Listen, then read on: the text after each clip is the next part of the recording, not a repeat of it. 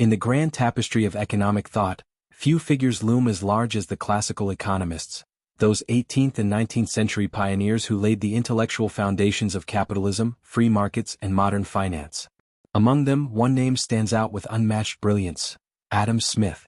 Often hailed as the father of economics, Smith not only revolutionized how we understand markets and wealth but also offered deep insights into human behavior, morality, and the role of the state. His ideas continue to shape our world, from global trade to political discourse, more than 2 centuries after his death. Welcome to Word of Time. In this video we'll take you on an engaging journey through the life, works, and legacy of Adam Smith. From his early days in Scotland to his groundbreaking writings like The Theory of Moral Sentiments and The Wealth of Nations, we'll explore how his thinking evolved and why it still matters today. Whether you're a student of economics, a lover of history, or simply curious about the roots of modern thought, this is a deep dive you won't want to miss. Adam Smith, born in 1723 in Kirkcaldy, Scotland, is widely regarded as one of the most influential figures in the history of economic thought. His legacy endures not only in the field of economics but also in moral philosophy, where his ideas contributed to shaping Enlightenment thought and modern liberal political theory. Although most commonly remembered for his groundbreaking economic treatise An Inquiry into the Nature and Causes of the Wealth of Nations in 1776, Smith's intellectual contributions extend far beyond economics alone. His earlier work, The Theory of Moral Sentiments 1759, laid the philosophical foundation upon which much of his economic thinking was later built, revealing a more complex and humane vision of human behavior than is often credited to him. Smith's early life was marked by an excellent education and a deep exposure to the Scottish Enlightenment, a vibrant intellectual movement that emphasized reason, science, and the improvement of society. Orphaned by his father before birth and raised by his mother, Smith entered the University of Glasgow at the age of 14, where he studied under the influential philosopher Francis Hutcheson. He later continued his education at Balliol College, Oxford, although he found the academic environment there intellectually stifling compared to the lively debates in Scotland. After his studies, he returned to Scotland and began lecturing, eventually becoming a professor at the University of Glasgow, where he taught moral philosophy. It was during this time that he developed the ideas that would be published in The Theory of Moral Sentiments. In The Theory of Moral Sentiments, Smith explored how moral judgments arise not from cold rational calculation, but from sympathy and natural human capacity to imagine and share the feelings of others. Central to this work is the concept of the impartial spectator, a hypothetical inner voice that allows individuals to evaluate their own behavior as if they were a neutral third party. For Smith, morality was a product of social interaction and mutual understanding, rather than divine command or rigid duty. This work positioned him as a major thinker in moral philosophy and brought him wide acclaim.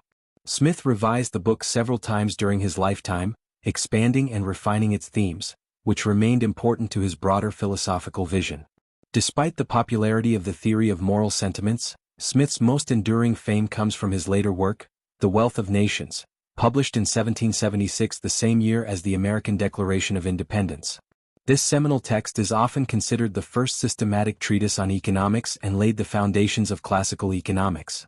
In it, Smith set out to explain the nature of economic growth, the role of markets, and the principles behind national prosperity. The book is comprehensive in scope, addressing everything from the division of labor and the origin of money to the functions of government and the flaws of mercantilism. One of the most famous ideas introduced in The Wealth of Nations is the metaphor of the invisible hand, through which individuals pursuing their own self-interest unintentionally contribute to the overall good of society. What makes Smith's work particularly significant is how he blended moral philosophy with economic reasoning. Far from promoting unregulated greed, Smith believed that free markets worked best when constrained by justice and guided by civic virtue. He did not advocate for laissez-faire economics in the crude sense but instead acknowledged that the state had important roles to play, such as protecting property rights, administering justice, providing public goods, and ensuring access to education. In this way, Smith was not a prophet of capitalism as it is sometimes imagined today, but rather a nuanced thinker who recognized both the potential and the limitations of market mechanisms. Smith's legacy in economics is immense. He is often dubbed the father of economics, or father of capitalism, though these titles simplify the richness of his ideas. He was the first to articulate many of the basic concepts of what later became known as classical economics, including the labor theory of value, the importance of capital accumulation, and the mechanisms of supply and demand. He also laid the groundwork for understanding the role of incentives, specialization and productivity in generating wealth. Yet his influence stretches well beyond the confines of economics. In philosophy, he is remembered for his contributions to ethical theory and the psychology of moral sentiments, while in political theory he helped to frame the liberal tradition that underlies many modern democratic societies. What distinguishes Smith from other thinkers of his time is his comprehensive vision of human nature. He saw people not just as economic agents, but as moral beings embedded in society. His portrayal of individuals as driven by both sympathy and self-interest, and his belief that social institutions shape behavior, anticipate later developments in sociology and behavioral economics. Unlike the narrow view of Homo economicus promoted in some modern economic models, Smith's human being is multifaceted, motivated by emotion, reason, habit, and social context. Even centuries after his death in 1790, Smith's writings remain remarkably relevant. Debates over inequality, the role of government in the economy, the ethics of capitalism, and the balance between market forces and public welfare all reflect concerns that Smith himself addressed. Scholars continue to draw from both the theory of moral sentiments and the wealth of nations to better understand contemporary economic and moral challenges. His work has been reinterpreted through many ideological lenses by free market libertarians, social democrats, institutional economists, and ethicists, each finding in Smith's writing a blend of rigor and humanity. Adam Smith was a towering figure whose work transcended disciplinary boundaries. He developed a coherent worldview that combined economics, ethics, and politics into a unified framework grounded in empirical observation and philosophical insight. While he is rightly credited with founding the discipline of economics, his deeper legacy lies in his enduring exploration of how human beings live together, trade with each other, judge one another, and build societies. Understanding Adam Smith means understanding not just the origins of modern economics, but also the broader moral and philosophical currents that continue to shape our world. Adam Smith's ideas did not emerge in a vacuum. To understand the depth and significance of his contributions, one must consider the vibrant intellectual and political environment of the 18th century in which he lived and worked. This period, often referred to as the Age of Enlightenment, was a time of profound change in Europe, marked by a spirit of inquiry, skepticism of traditional authority, and a growing emphasis on reason, science, and the potential for human improvement. Within this broader context, the Scottish Enlightenment, one of the most intellectually fertile movements of the time, played a particularly crucial role in shaping Smith's thinking. The Scottish Enlightenment flourished in the mid-18th century and produced an extraordinary group of thinkers across philosophy, history, economics, science, and the arts. It was centered in Edinburgh and Glasgow, where universities served as incubators of innovative ideas and debate. Intellectuals such as David Hume, Francis Hutcheson, Thomas Reid, Dougald Stewart, and James Hutton created a dynamic environment of cross-disciplinary dialogue that questioned inherited dogmas and emphasized rational understanding of human nature and society. The ethos of the Scottish Enlightenment was practical and empirical. It prioritized observable reality, valued progress, and aimed to apply reason to improve social institutions. This cultural climate encouraged thinkers like Adam Smith to pursue bold, integrative theories that linked human behavior, social structures, and moral principles. At the heart of this intellectual movement was a belief in the power of human reason, combined with an acute awareness of the complexities of social life. Enlightenment thinkers sought to uncover the natural laws that govern not only the physical world, as in the scientific revolution, but also the moral and social worlds.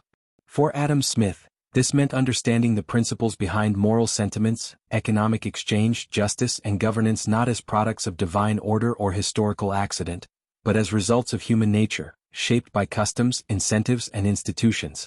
In doing so, Smith contributed to the broader Enlightenment project of clarifying the world and making it intelligible to human reason.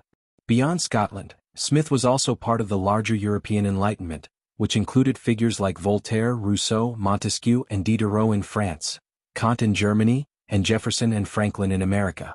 While the Enlightenment manifested differently in each country, it shared a core commitment to critical thinking, secularism, and individual liberty. The French philosophes, for example, were especially focused on challenging religious and aristocratic authority and promoting civic reform. Smith had direct contact with some of these figures during his travels on the continent, particularly during his time in France, where he engaged with the physiocrats, economic thinkers who emphasized agriculture and sought to explain wealth through the natural order of productive activity. Though Smith did not fully adopt their theories, He admired their systematic approach and their emphasis on economic policy grounded in natural law. Within Britain, another critical source of intellectual influence on Smith was the tradition of British empiricism. This philosophical approach, developed by thinkers such as John Locke, George Berkeley, and most importantly David Hume, emphasized the role of experience and observation in the formation of knowledge. Empiricists rejected abstract rationalism and instead argued that all knowledge comes from sensory experience and reflection upon it. Hume in particular had a profound impact on Smith. The two men were close friends, and their philosophical conversations helped shape some of Smith's key ideas. Hume's work on causation, skepticism, and human nature deeply influenced Smith's views on how people form moral judgments, perceive justice, and interact in economic systems. Hume's treatise of human nature and his essays on commerce and politics laid important groundwork for Smith's own theories. For example, Hume's account of sympathy as a mechanism through which we understand others' emotions appears in a more developed form in Smith's theory of moral sentiments. Moreover, Hume's arguments about the importance of stable government, secure property rights, and the benefits of trade were echoed in Smith's political economy. However, while Hume was more skeptical and sometimes ambiguous in tone, Smith aimed to offer a more structured and optimistic vision of social order. The tradition of moral philosophy in 18th-century Britain also shaped Smith's intellectual development. Moral philosophy at the time was not a narrow discipline but an expansive inquiry into human nature, ethics, psychology, and society. At the University of Glasgow, Smith was taught by Francis Hutcheson, a key figure in the sentimentalist school of moral philosophy. Hutcheson argued that moral judgments arise from an innate moral sense, a kind of internal guide that allows people to distinguish right from wrong. This view contrasted with more rationalist accounts, such as those of Samuel Clarke or Immanuel Kant, which grounded morality in reason and duty.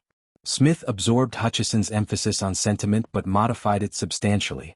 In the theory of moral sentiments, Smith proposed that moral approval is not based on a fixed moral sense but on the capacity for sympathy and the operation of the impartial spectator, an internalized observer that helps us judge actions as if from a neutral point of view.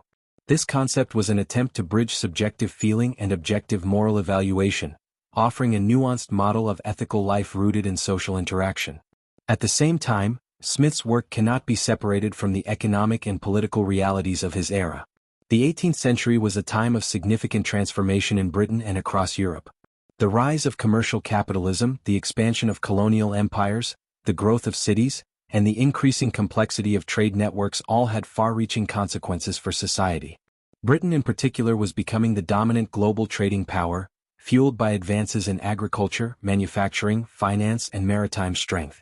The political structure of Britain with its relative stability, growing parliamentary institutions, and protection of property allowed for economic expansion in ways that contrasted with more autocratic regimes in continental Europe. Mercantilism, the prevailing economic doctrine of the time, emphasized the accumulation of gold and silver through a favorable balance of trade and heavy state regulation. Governments sought to protect domestic industries through tariffs, subsidies, and monopolies, often granting exclusive trading rights to colonial companies. Smith strongly opposed these practices. In The Wealth of Nations, he argued that economic activity was not a zero-sum game and that free trade and competition could lead to mutual benefits and greater prosperity. He viewed mercantilist restrictions as misguided and harmful, privileging special interests at the expense of the general welfare. Moreover, Smith's work coincided with early industrialization, which was beginning to change the structure of the economy. The development of machinery, the increase in factory production, and the growing importance of wage labor raised new questions about labor, value, and social inequality. Smith recognized the power of the division of labor to increase productivity but also worried about its effects on workers' minds and well-being. His attention to such issues reveals a broader concern for human dignity and moral development within an economic framework. In terms of politics, Smith lived through an era of revolution and reform. The American colonies were asserting their independence, the French monarchy was heading toward collapse, and debates about liberty, sovereignty, and representation were heating up across Europe. Smith's political thought reflected these tensions. He believed in limited government but also saw a vital role for the state in maintaining justice, defense, and basic public institutions. He advocated policies that promoted economic freedom while cautioning against concentrations of power and the undue influence of business interests over public policy. All of these intellectual, philosophical, and political currents converged in Smith's work. He was a product of his time, Yet his synthesis of ideas from the moral sentiments of human beings to the self-regulating dynamics of markets was original and transformative. Smith managed to draw from a wide range of traditions while offering a framework that would influence generations of thinkers and policymakers. His ideas grew out of Enlightenment optimism but were tempered by realism about human nature and the imperfections of society. As such, Adam Smith represents not only a milestone in economic theory but also a unique voice in the broader humanistic tradition of the 18th century. Adam Smith was born in 1723 in the small coastal town of Kirkcaldy, Scotland. His father, also named Adam Smith, was a prominent civil servant who held the position of Comptroller of Customs.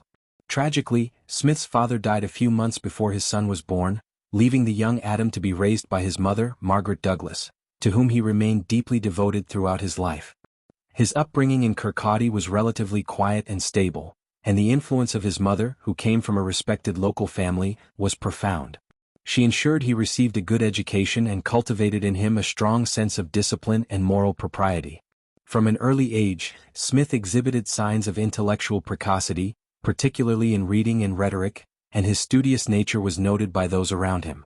At the age of 14, Smith entered the University of Glasgow, an institution that would prove crucial in shaping his intellectual development. Glasgow at the time was a hub of Enlightenment thinking, and Smith quickly came under the influence of Francis Hutcheson, a key figure in Scottish moral philosophy.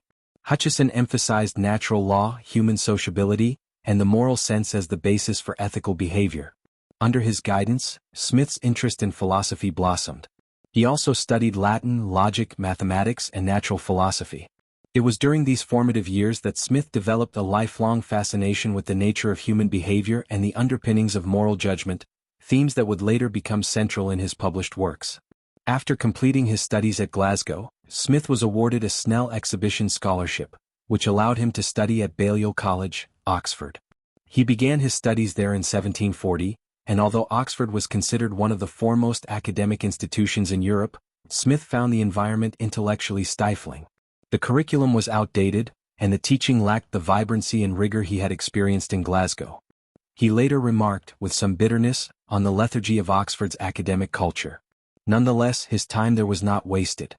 He continued his reading independently and absorbed the works of major philosophers such as Descartes, Locke, and particularly David Hume, whose empiricist philosophy would deeply influence Smith's thinking. Despite the institutional shortcomings of Oxford, Smith left in 1746 with a solid grounding in philosophy, which would underpin his later intellectual pursuits. After returning to Scotland, Smith began delivering public lectures in Edinburgh in 1748 under the patronage of Lord Henry Home, Lord Kames, a prominent legal scholar and Enlightenment figure. These lectures, focusing on rhetoric, jurisprudence, and political economy, were well received and led to his appointment in 1751 as Professor of Logic at the University of Glasgow. The following year he was appointed to the more prestigious chair of moral philosophy. Smith's academic career at Glasgow would span over a decade and would be one of the most productive and fulfilling periods of his life. As a professor, Smith taught a broad range of subjects. His lectures covered natural theology, ethics, jurisprudence, and what would later be called political economy. These lectures not only reflected his wide intellectual interests but also helped him to refine his ideas over time. He was a skilled and engaging lecturer, though somewhat shy and reserved in public. His students included many who would go on to achieve prominence in various fields. During this period, Smith began to systematize the theories that would later appear in his two major published works. In 1759 he published The Theory of Moral Sentiments, a philosophical treatise that explored the roots of morality and the role of sympathy in human interaction. The book was a critical success and established Smith's reputation as a leading philosopher. In 1763, Smith resigned from his professorship at Glasgow to accept a lucrative position as tutor to Henry Scott, the young Duke of Buccleuch. This appointment, arranged by the Duke's stepfather, Charles Townshend, a high-ranking government official, gave Smith a generous pension and the opportunity to travel extensively on the European continent. From 1764 to 1766, Smith accompanied the Duke on a grand tour of France and Switzerland, during which time he encountered many leading intellectuals of the day. This journey would have a significant impact on Smith's economic thinking. While in France, Smith met and conversed with several key figures in the emerging field of political economy, particularly the physiocrats, a group of thinkers who believed that the wealth of nations derived primarily from agriculture. Among the most influential of these were François Quesnay and Robert-Jacques Turgot. Quesnay's concept of the economic tableau and the idea of a natural economic order left a lasting impression on Smith, even though he ultimately rejected the physiocrats' emphasis on land as the sole source of value. Smith admired their analytical rigor and their belief that economic processes followed discernible natural laws. His discussions with Turgot, who would later serve as finance minister to Louis XVI, also helped clarify Smith's views on taxation, public finance, and economic liberalism. These experiences contributed directly to the development of the ideas that would eventually be formulated in The Wealth of Nations. After returning to Britain in 1766, Smith settled in Kirkcaldy and began work on what would become his magnum opus. He lived quietly and devoted nearly a decade to research, writing, and reflection. In 1776, he published an inquiry into the nature and causes of the wealth of nations, a monumental work that examined the mechanics of economic life and the principles governing trade, labor, and production. The book was an immediate success and attracted widespread attention across Europe. Smith was celebrated not only as a pioneering economist but also as a profound thinker about society and its institutions. Following the publication of The Wealth of Nations, Smith spent the final years of his life in Edinburgh, where he was appointed Commissioner of Customs in 1778. This government position, which involved overseeing the collection of taxes on imports and exports, may seem paradoxical for someone associated with economic liberalism. However, Smith viewed the role as a practical extension of his belief in efficient and just administration. He took the job seriously and was known for his fairness, attention to detail, and commitment to reducing corruption within the customs system. Despite his public career, Smith remained a private and modest individual. He never married and lived a relatively simple life. He was known for his absent-mindedness, deep concentration, and sometimes awkward social demeanor. Yet he also had a circle of devoted friends, including David Hume, James Hutton, Joseph Black, and other luminaries of the Scottish Enlightenment. These friendships provided a source of intellectual stimulation and personal warmth. Smith was also a man of integrity, generosity, and quiet humor. Those who knew him respected his intellect and admired his moral character. As he grew older, Smith became increasingly concerned with the legacy of his unpublished work. Before his death in 1790, he instructed his literary executors Joseph Black and James Hutton to destroy a large number of his manuscripts. He felt that many of his writings were not sufficiently polished or complete to merit publication. Among the destroyed papers were likely his lectures on rhetoric and jurisprudence, along with early drafts of philosophical essays. Only a few fragments survived, some of which were posthumously published, such as essays on philosophical subjects, which provided insights into Smith's broader intellectual interests. Smith's decision to destroy much of his unpublished work reflected his high standards and his reluctance to be misrepresented. Nevertheless, the surviving body of his thought, especially the theory of moral sentiments and the wealth of nations, has had a lasting impact that extends far beyond his own time. His combination of ethical sensitivity and analytical rigor set a new standard for understanding the human condition. In both his personal and professional life, Smith exemplified the virtues of the Enlightenment: curiosity, humility, and a commitment to the pursuit of truth through reason. In the final days of his life, Smith was cared for by friends and continued to read and reflect. He died in July 1790 at the age of 67 and was buried in the Canongate Kirkyard on Edinburgh's Royal Mile. His tombstone bears a simple inscription, in keeping with his modest personality. Over time, his legacy grew, and he came to be regarded as one of the foundational figures in the development of modern economics. Yet to limit his influence to economics alone would be to misunderstand his contribution. Adam Smith was a philosopher in the fullest sense, concerned with the moral, social, and institutional fabric of human life. His biography reveals a life devoted to thought, scholarship, and public service, an enduring example of Enlightenment ideals in action. In 1759, Adam Smith published The Theory of Moral Sentiments, a work that marked his entry into the intellectual mainstream of the Enlightenment and established his reputation as a moral philosopher. Though he would later become more widely known for The Wealth of Nations, his earlier book is critical to understanding the moral and philosophical foundations of his economic thought. It represents a profound inquiry into the nature of human morality, exploring how individuals come to make moral judgments, the psychological mechanisms that underlie ethical behavior, and the social conditions that sustain a stable and virtuous society. This work emerged from Smith's lectures at the University of Glasgow, where he taught moral philosophy, and was a synthesis of years of contemplation on the human condition, duty, and social life. Published to considerable acclaim, the theory of moral sentiments was well received by Smith's contemporaries. It addressed fundamental questions of ethics, such as how we discern right from wrong, how we develop a sense of justice, and how social norms influence moral decision-making. Unlike more abstract or theological treatments of morality, Smith offered a psychologically grounded account, rooted in observation and experience. He avoided metaphysical speculation, focusing instead on the lived reality of human beings interacting in society. Smith did not claim that morality derived from divine law or pure reason. Instead, he argued that our moral judgments emerge from everyday feelings of sympathy and our capacity to adopt perspectives outside our own. At the heart of the theory of moral sentiments is the concept of sympathy, which for Smith referred to a broad psychological process akin to what today might be called empathy. Sympathy, in Smith's account, is not limited to compassion or pity but denotes the ability to imaginatively project oneself into the situation of another person and to share their emotions. Smith contended that this innate human capacity allows us to understand and respond to the joys, sorrows, and intentions of others.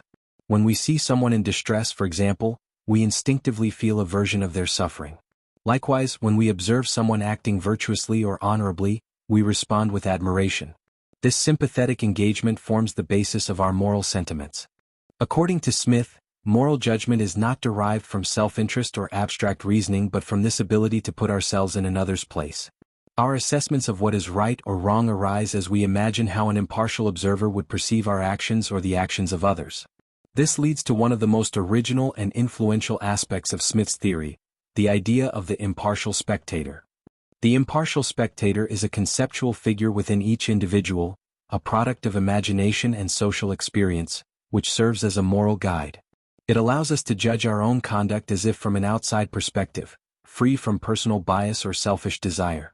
This internalized point of view functions as a moral compass, helping us align our behavior with societal norms and expectations. Smith emphasized that moral approval comes when our feelings and actions align with what the impartial spectator would endorse. Conversely, we feel guilt, shame, or disapproval when we act against that imagined perspective. The impartial spectator is not an external authority but a mechanism that individuals develop over time through social interaction, reflection, and emotional sensitivity. It represents a blend of personal conscience and communal standards, offering a way to harmonize individual behavior with collective ethical norms. This theory provided a middle ground between moral relativism and rigid absolutism, proposing a flexible but structured model of ethical development. Another key theme in Smith's work is the role of virtue and propriety in moral life. For Smith, virtue was not simply about following rules or achieving noble ends. It consisted in the ability to moderate passions, act with justice, and display qualities such as prudence, generosity, courage, and self-command. Propriety, in particular, was a central concept referring to the appropriateness of actions in specific social contexts. Smith believed that we evaluate actions not just by their consequences or intentions but by how well they conform to social expectations of fitting behavior. This concern for propriety links morality to aesthetics and social harmony. A morally admirable act is one that appears balanced, appropriate, and worthy of admiration. Smith distinguished between different kinds of virtues. He placed special emphasis on what he called the amiable virtues, those related to kindness, compassion, and sociability, and the awful, or respectable virtues, such as self-restraint, firmness, and dignity.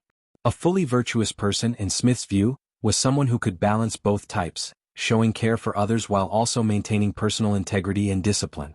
He also recognized that different cultures might prioritize different virtues, but he believed that the core elements of moral sentiment, especially the capacity for sympathy, were universal. Underlying Smith's theory is a distinctive view of human nature. He rejected the notion that people are purely selfish or driven solely by utility. Instead, he saw human beings as social creatures, naturally inclined to form bonds, seek approval, and live according to shared moral understandings. This social nature is not imposed from outside but arises organically from the interplay of emotions, desires, and the desire for mutual recognition. Smith believed that a stable and just society depends not on coercion or rational design but on the cultivation of virtuous citizens who internalize the norms and values of their communities. This emphasis on character, emotion, and moral development stands in contrast to more reductionist models of human behavior that would emerge later in the social sciences. Smith's work also positioned him within an ongoing debate among moral philosophers of the 18th century. He was clearly influenced by David Hume, who had advanced a similar theory of moral sentiment and emphasized the importance of sympathy. Hume had argued that moral distinctions are not derived from reason but from feeling, a point that Smith largely accepted, though he sought to clarify and expand upon it. While Hume offered a general theory of morality rooted in sentiment, Smith aimed to show how specific social mechanisms, especially the impartial spectator, generates consistent and socially functional moral judgments. In contrast to Hume's often ironic and skeptical tone, Smith was more earnest and systematic. He attempted to reconcile individual subjectivity with the apparent objectivity of moral standards. Other thinkers, such as the Earl of Shaftesbury and Bishop Joseph Butler, also influenced Smith's thinking. Shaftesbury emphasized the harmony of affections and the beauty of virtue, while Butler focused on conscience and the dual aspects of human motivation. Smith's theory can be seen as integrating aspects of both. From Shaftesbury he took the idea of natural moral feelings. From Butler, the importance of inner judgment and moral reflection. However, Smith diverged from the rationalist moralists such as Samuel Clarke, who believed that morality was based on eternal, immutable truths discoverable by reason alone. Smith's more empirical and psychological approach set him apart and gave his theory a distinctive resonance in an age increasingly attuned to the dynamics of human sentiment. The theory of moral sentiments went through 6 editions during Smith's lifetime, with revisions and additions that reflected his ongoing engagement with ethical questions. He responded to criticism, clarified points, and expanded certain sections, particularly on the nature of virtue, the role of justice, and the influence of custom and fashion on moral standards. The final edition, published in 1790, just months before his death, included substantial new material on duty, utility, and the corruption of moral sentiments by commercial society. This revision suggests that Smith continued to wrestle with the implications of his theory in light of political and economic changes occurring around him. The continued relevance of the theory of moral sentiments lies in its deep insights into moral psychology and its nuanced understanding of ethical life. Long overshadowed by The Wealth of Nations, the book has in recent decades received renewed scholarly attention. Philosophers, psychologists, and political theorists have found in Smith's work a rich resource for thinking about moral development, social norms, and the interplay of individual and society. His account of sympathy anticipated many later developments in moral psychology, including theories of emotional intelligence, role-taking, and perspective shifting. The impartial spectator has been interpreted as a precursor to concepts such as internalized social norms, superego structures, and cognitive empathy. Moreover, Smith's theory provides a powerful counterpoint to overly rationalistic or utilitarian models of ethics. He shows that morality is not a matter of calculating consequences or applying universal laws but emerges from the texture of social experience. His emphasis on emotional responsiveness, habitual behavior, and social approval resonates with contemporary theories of embodied cognition and social neuroscience. In a time when ethical norms are increasingly questioned and social trust is in decline, Smith's model of morality as a product of shared sentiment and mutual recognition offers an alternative grounded in human interaction and emotional intelligence. Smith's ideas also have implications for public life and political theory. His belief in the importance of moral education, civic virtue, and institutions that cultivate sympathy aligns with arguments for a more humane and emotionally aware form of governance. At the same time, his acknowledgement of the limits of sympathy, how it can be distorted by distance, bias, or inequality, points to the need for systemic structures that reinforce justice and inclusion. Smith was not naive about the challenges of moral life in a commercial society. Indeed, he warned that the pursuit of wealth and status could corrupt our moral sentiments, leading us to admire the powerful and neglect the truly virtuous. The theory of moral sentiments is a foundational text in moral philosophy, rich in psychological insight and ethical reflection.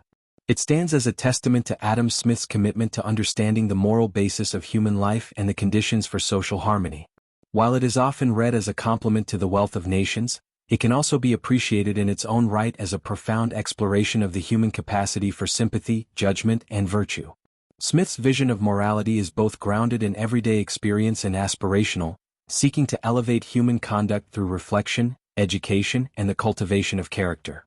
His work remains as relevant today as it was in the 18th century, offering enduring wisdom on what it means to live ethically in a complex and interconnected world. Adam Smith's intellectual evolution from the theory of moral sentiments in 1759 to The Wealth of Nations in 1776 was not a sharp break between moral philosophy and political economy, but rather a coherent expansion of a unified worldview. Smith's shift from primarily ethical concerns to the workings of markets, labor, and national wealth reflected his growing interest in the institutional and systemic dimensions of human life, but his fundamental philosophical assumptions remained intact. Central to both works is a concern with human nature, social cooperation, and the moral underpinnings of stable societies. Understanding Smith's transition involves recognizing the continuities between his theory of moral sentiments and his analysis of economic systems, and how his conception of self-interest, justice, and social utility evolved and adapted to the more specialized concerns of political economy.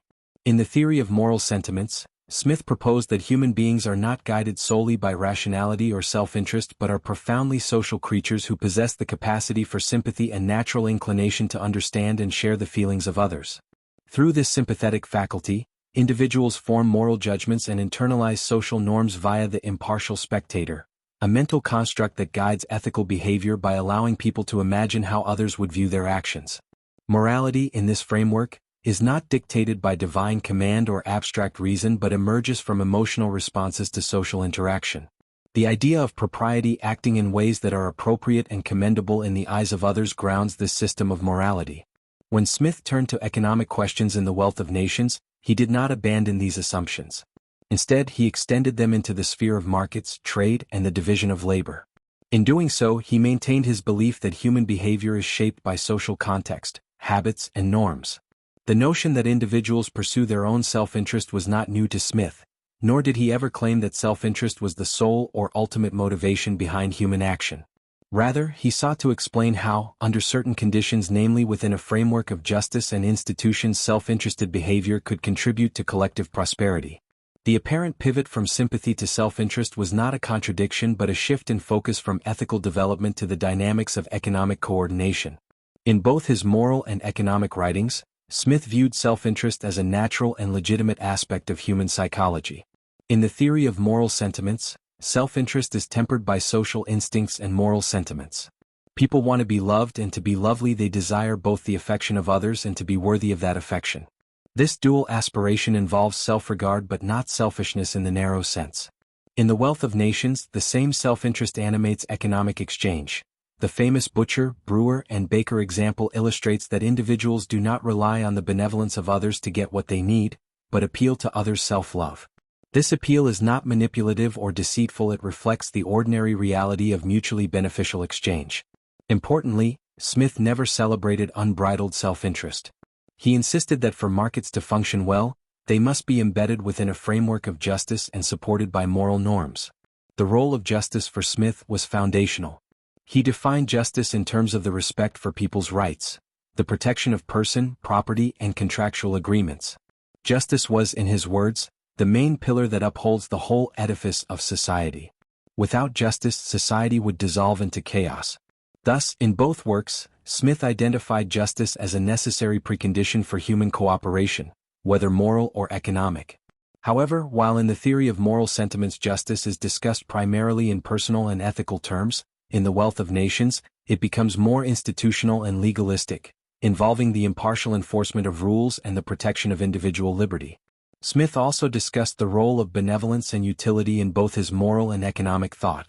Benevolence, or the desire to promote the happiness of others, is for Smith a noble and admirable trait. However, he recognized that benevolence alone could not sustain complex societies. It was too limited in scope and too fragile to underpin the wide web of interactions that characterize modern life. Sympathy and moral sentiment create local bonds of affection between friends, family, and community, but the larger machinery of society must rely on more stable, predictable mechanisms. This is where utility and institutional design enter the picture. In economic life, utility is not just a matter of maximizing pleasure or profit. It reflects the social benefits that arise from stable institutions, efficient markets, and the division of labor. Utility, in Smith's moral philosophy, is subordinate to propriety and justice. That is, an action's usefulness does not make it morally right unless it also conforms to standards of propriety and respects the rights of others.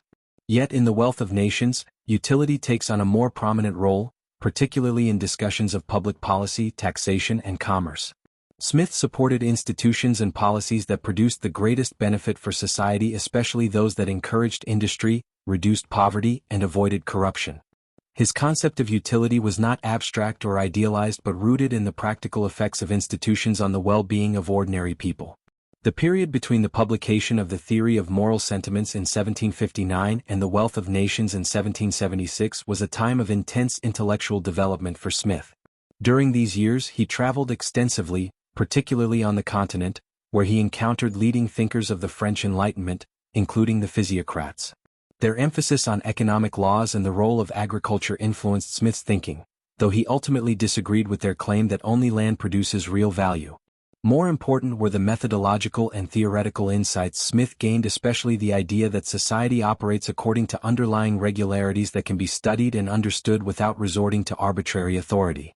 Smith also became increasingly aware of the institutional dimensions of economic life. While the theory of moral sentiments dealt mainly with individual psychology and interpersonal ethics, The Wealth of Nations explored the ways in which institutions, markets, governments, legal systems, and customs shape and channel behavior. Smith's famous analysis of the division of labor reflects this shift. He argued that productivity and wealth increase when tasks are divided and specialized, but he also noted the potential dangers of this process. If workers become too narrowly focused on repetitive tasks, they risk becoming as stupid and ignorant as it is possible for a human creature to become. This observation demonstrates that Smith's concern with human dignity and moral development did not vanish with his turn to economics. Instead, it became embedded in a broader concern about the conditions under which markets function and people flourish. Another evolution in Smith's thinking during this period was his growing attention to the unintended consequences of individual actions. In The Wealth of Nations, the idea of the invisible hand is introduced as a metaphor for how individual pursuits of self-interest can lead to socially beneficial outcomes, even if those outcomes are not intended. This is a continuation of a theme from the Theory of Moral Sentiments, where Smith had already explored how spontaneous social orders arise from human interaction. The invisible hand is not a mystical force or a blind endorsement of laissez-faire policies, but a recognition that decentralized decision-making under the right institutional conditions can generate order and prosperity without central direction. Smith's approach to political economy was therefore deeply informed by his moral philosophy.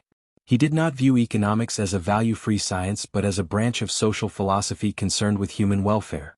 He understood that economic activity takes place within a moral and legal framework and that markets depend on trust, reciprocity, and the rule of law. His ideal society was one in which individuals could pursue their interests within a context of fairness, accountability, and civic virtue. He warned against both excessive government interference and the unchecked power of merchants and monopolies. His famous critique of mercantilism was not merely an economic argument but a moral one. Policies that enriched a few at the expense of the many were both inefficient and unjust. The transition from moral philosophy to political economy in Adam Smith's work was not a break but a natural progression. His enduring concern was with the conditions under which human beings could live together in peace, prosperity, and mutual respect. The central themes of sympathy, self-interest, justice, and utility traverse both his moral and economic writings, adapted to the context in which they operate. The evolution of Smith's thinking between 1759 and 1776 reflects a deepening understanding of the structural and institutional dynamics of society, but it remains grounded in a vision of human beings as morally responsive and socially embedded agents. This continuity across his works affirms Smith's place not just as the father of economics but as one of the great moral philosophers of the modern age. Adam Smith's An Inquiry into the Nature and Causes of the Wealth of Nations, commonly referred to as The Wealth of Nations, was published in 1776 after more than a decade of development and reflection. It emerged from the intellectual ferment of the Scottish Enlightenment, from Smith's wide reading and travels, and from his concerns with the practical and moral implications of economic organization. The book was a pioneering work of political economy, transforming the field into a systematic, philosophical inquiry into the sources and mechanisms of national prosperity. While earlier writers had discussed trade, wealth, and money, Smith synthesized these discussions into a unified theory of economics grounded in human behavior, institutions, and history. The intellectual journey toward the wealth of nations began in Smith's early academic work, particularly during his time at the University of Glasgow and later at Oxford. He was deeply influenced by classical thinkers, modern philosophers, and contemporary economists. Among his closest inspirations was David Hume, his friend and intellectual companion. Hume's essays on money, commerce, and political economy laid critical groundwork for Smith. In particular, Hume's insight that wealth is not static and that commerce can benefit all parties was central to Smith's evolving understanding of economic interdependence. Beyond Hume, Smith was influenced by a wider European economic discourse, especially that of the French physiocrats. The physiocrats, including François Quesnay and Robert-Jacques Turgot, argued that land and agriculture were the true sources of wealth. Their tableau economicus was an early model of economic flows. Although Smith ultimately disagreed with their narrow emphasis on land, he adopted their general principle that economies obey natural laws and that markets, when properly structured, can be self-regulating. The physiocrats also encouraged a limited role for government, advocating for laissez-faire policies that would become a hallmark of Smith's arguments for free trade and limited intervention. Equally important to Smith's background was the prevailing mercantilist doctrine of his time. Mercantilism, the dominant economic policy in 17th and early 18th century Europe, emphasized the accumulation of gold and silver, the regulation of trade through tariffs, and the use of colonies to enrich the mother country. Smith viewed mercantilist thinking as deeply flawed and contrary to the interests of consumers and overall national prosperity. In The Wealth of Nations, he systematically dismantled the theoretical and practical basis of mercantilism, arguing that wealth lies not in bullion but in the productive capacity of a nation's people and the freedom to trade. Smith's travels on the continent between 1764 and 1766, during his service as tutor to the Duke of Buccleuch, provided him with first-hand exposure to continental thinkers and practical economic observations. He met with leading Enlightenment figures, including Voltaire and Quesnay, and studied different political systems and economic conditions in France and Switzerland. These experiences reinforced Smith's conviction that a natural order could be observed in economic life and that human societies evolve through patterns of labor, trade, and capital formation. By the time he returned to Kirkcaldy and later to Edinburgh, Smith had begun drafting what would become The Wealth of Nations. The work grew in ambition and complexity, blending history, philosophy, economics, and policy. Smith sought to uncover the principles governing the creation and distribution of wealth and to demonstrate how free markets, driven by self-interest within a legal framework, could produce mutual benefit and long-term prosperity. When The Wealth of Nations was finally published in 1776, it was met with great interest and acclaim, both in Britain and abroad. The timing of its release coinciding with the American Revolution added political resonance to its arguments about liberty, markets, and the critique of imperial control. The book was quickly recognized as a landmark in economic thought, and its influence spread rapidly through policymakers, intellectuals, and later classical economists such as David Ricardo and John Stuart Mill. Its historical impact cannot be overstated. Smith laid the foundation for classical economics, transformed how people understood the role of the state and markets, and introduced enduring concepts like the division of labor, the invisible hand, and the labor theory of value. Over time, his ideas would become central to liberal economic thought, shaping debates over free trade, taxation, and industrial development in the centuries that followed. Book 1 of The Wealth of Nations opens with one of the most famous themes in economic history, the division of labor. For Adam Smith, the division of labor was the key to increasing the productive capacity of society. He illustrated this principle vividly with the example of a pin factory, where the production process is broken down into distinct tasks each performed by different workers. One worker draws out the wire, other cuts it, other points it, and so forth. A single worker could scarcely make one pin a day if he had to perform every step himself, but through specialization, a group of workers could produce thousands. This insight was more than a description of factory work. Smith argued that the division of labor was the principal driver of economic growth and prosperity. It allowed for increased dexterity in each worker, saved time that would otherwise be lost in switching between tasks, and spurred the invention of machines and techniques suited to each step. In short, productivity skyrocketed when labor became specialized. Yet Smith did not see the division of labor as a purely mechanical or economic phenomenon. It was rooted in a fundamental aspect of human nature, the propensity to truck, barter, and exchange. Humans, he believed, had a natural inclination toward cooperation through exchange, unlike other animals. From this impulse, complex systems of trade, specialization, and market interaction emerged spontaneously. The market was not created by design but evolved from countless exchanges rooted in mutual interest. This leads naturally to Smith's discussion of the origin and function of money. As societies advanced beyond barter, the need for a common medium of exchange became clear. Certain commodities, typically metal like gold and silver, were widely accepted as standards because they were durable, divisible, and widely valued. Over time, these commodities evolved into coined money, which further facilitated trade and the development of markets. Smith described how money resolved the inefficiencies of barter, such as the double coincidence of wants, and allowed for the accumulation of wealth and the expansion of commerce. Crucial to Smith's understanding of value was the concept of labor as a measure. He introduced an early form of the labor theory of value, positing that the true value of any commodity is determined by the amount of labor required to produce it. In primitive societies where there is little capital and land ownership, this idea holds relatively well. One beaver might be worth 2 deer if it takes twice as long to hunt a beaver as it does a deer.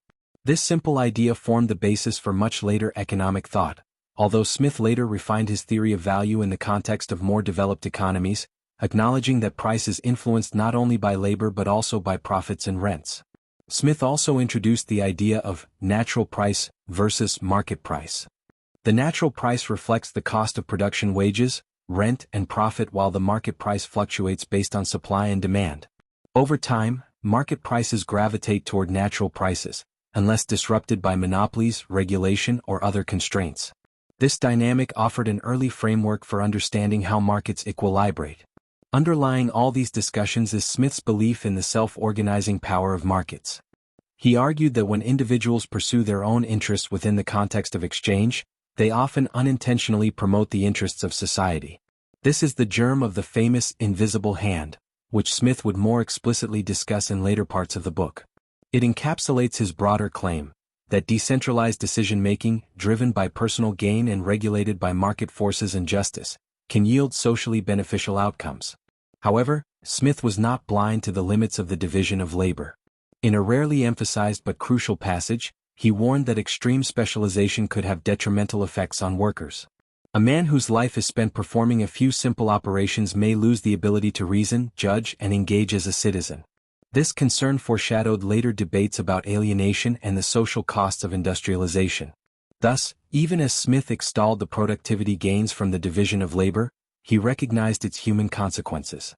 Book 1 also introduced distinctions between different types of labor and how they contribute to value. Smith separated productive labor, which results in tangible goods that can be sold, like manufacturing, from unproductive labor such as that of domestic servants, whose efforts do not result in goods that circulate in the economy. This was a controversial and much debated distinction, yet it served Smith's broader point about national wealth. What matters for economic development is the accumulation of capital and the use of labor in ways that add to the nation's stock of goods. Book 1 lays the philosophical and practical foundation for Smith's entire economic system. It explains how human behavior leads to specialization, how markets emerge from natural tendencies, how money develops as a solution to barter, and how labor underlies value creation. Smith's vision of a growing, self-regulating economy emerges clearly here, shaped by interactions among individuals, institutions, and production processes. His emphasis on practical observation, logical structure, and moral grounding made Book 1 a revolutionary step in understanding the economy not just as a collection of trades, but as a complex, evolving system. Book 2 of The Wealth of Nations builds on the foundations laid in Book 1 by exploring how capital, what Smith calls stock, is created, accumulated, and deployed in an economy. For Smith, understanding capital was essential for understanding long-term economic growth. This book shifts from the micro-level of individual labor and exchange to the macro-dynamics of how wealth is stored, circulated, and multiplied. Smith begins by defining stock as the part of a person's possessions from which income can be derived. It includes not just money but also tools, machines, buildings, and raw materials. In other words, stock is any resource that can be used productively to generate more goods or services. This view marks an important step toward a broader, more modern conception of capital. He divides stock into 2 main uses, for immediate consumption and for revenue generation. Only the latter contributes to production and growth. Smith is particularly interested in how a portion of stock is set aside for the purpose of furthering production, what we would now call investment. This part of stock, which is reinvested to support labor and produce goods, is the driving force behind economic expansion. The greater the amount of productive stock in a society, the more labor it can employ, and the more goods it can produce. Smith introduces a critical distinction here between productive and unproductive labor. Productive labor is that which results in a tangible good or commodity that enters the market and contributes to national wealth. This includes labor in manufacturing, agriculture, and services that support production. Unproductive labor, by contrast, involves activities that do not produce marketable goods, such as the work of domestic servants or certain public officials. While Smith does not denigrate unproductive labor as useless, he notes that it does not contribute to the accumulation of national wealth because it does not generate capital that can be reinvested. This distinction is not purely theoretical. It underpins Smith's argument about how societies can grow richer. He contends that a nation becomes wealthy not simply by increasing consumption but by directing more of its stock into productive uses. When individuals save and invest rather than consume all their income, they help grow the economy's productive capacity. Thus, saving is virtuous in Smith's model not as a moral claim but as an economic mechanism. Savings provide the funds necessary for investment, which in turn supports productive labor and capital formation. This leads to Smith's discussion of how capital is employed. He identifies 4 stages in the development of capital investment: immediate subsistence and tools for labor, materials for production, wages for workers, and maintenance of operations. Investors, or undertakers as Smith sometimes calls them, must allocate their capital wisely across these categories. Efficient allocation of stock is vital to a thriving economy. A large amount of idle or poorly invested capital can lead to stagnation, while well-deployed capital promotes growth and innovation. Smith also examines how different sectors of the economy affect the circulation and employment of stock. Agriculture, manufacturing, and retail all require different balances of labor and capital. He believes agriculture is particularly productive because it yields not only food but a surplus that supports other sectors. However, manufacturing is also praised for its capacity to absorb labor and produce durable goods. Retail, while necessary, is treated with more caution, as it primarily facilitates exchange rather than production. A key component of capital accumulation and deployment is the financial system, especially banking and credit. Smith devotes significant attention to the role banks play in circulating capital efficiently through lending and deposit taking. He supports the existence of banks as institutions that can increase the velocity of money and enable investment. When a bank issues paper money backed by gold or silver, it allows people to conduct more transactions than they could if they relied solely on physical currency. This, in turn, enhances trade and economic activity. However, Smith also cautions against excessive issuance of credit and unregulated banking. He notes that imprudent lending or speculative bubbles can create instability. He criticizes some banks, particularly those issuing paper money far beyond their reserves, for creating fictitious capital that distorts real economic relationships. Smith favors moderate regulation to ensure that banks operate within reasonable bounds, though he is generally skeptical of heavy-handed intervention. Throughout Book 2, Smith argues that the strength of a nation's economy depends largely on how its stock is distributed and employed. He suggests that public policy should encourage saving and productive investment, and avoid burdening the economy with excessive taxation or wasteful public spending. This ties back to his broader vision of a liberal economy guided by individual initiative, protected by laws, and minimally distorted by government intrusion. Importantly, Book 2 demonstrates that Smith's economic vision is not simply about consumption or trade, but about a dynamic system of capital creation and reinvestment. Capital is not just wealth, it is a source of future production. The growth of nations then depends not only on resources or markets but on the character and decisions of individuals, their willingness to save, invest, and direct their stock toward productive ends. Book 2 deepens Smith's argument by explaining how wealth is not only created by labor but sustained and expanded through the intelligent management of capital. The principles of accumulation, reinvestment, and sectoral productivity form the backbone of Smith's theory of long-run economic development. These ideas would prove foundational for later economists, especially in the study of savings, investment, and the role of financial institutions in economic life. In Book 3 of The Wealth of Nations, Adam Smith steps back from abstract theory and presents a historical and comparative analysis of how wealth develops in different societies. The book is shorter than others in the work, but it is rich in insight. Smith explores why some societies become prosperous while others lag behind, focusing particularly on the relationship between agriculture and urbanization, the structure of feudal society, and the transformative role of commerce. Smith begins by noting that the natural course of economic development should proceed in a particular order. First, agriculture, second, manufacturing, and third, foreign commerce. This progression, he argues, reflects the order in which humans tend to satisfy their needs. People must first secure food before they concern themselves with clothing, shelter, and luxury goods. Thus, in Smith's ideal developmental model, a nation builds wealth by cultivating the land, then developing industries and finally expanding through trade. However, Smith also recognizes that this natural order has rarely occurred in practice. Historically, especially in Europe, societies have often followed a different path. Towns and trade developed first, while agriculture remained backward. This unnatural and retrograde order, as Smith calls it, arose from the collapse of centralized Roman authority and the emergence of feudalism in medieval Europe. In the feudal system, land was the basis of power and wealth. Landowners, or lords, held vast estates granted by monarchs, and peasants worked the land under conditions of bondage or obligation. This arrangement created a static rural economy with little incentive for innovation or market participation. The countryside was dominated by hierarchical, paternalistic relationships, and surplus production was absorbed by feudal elites rather than invested in broader economic growth. What broke this cycle, Smith argues, was the rise of towns and commerce. As cities emerged partly due to trade, partly due to geographic advantages, they became centers of economic activity that were relatively independent of the feudal hierarchy. Merchants and craftsmen formed guilds and local markets expanded. Townspeople, or burghers, gained autonomy and legal rights that allowed them to accumulate wealth outside of the traditional feudal structure. Commerce played a key role in this transformation.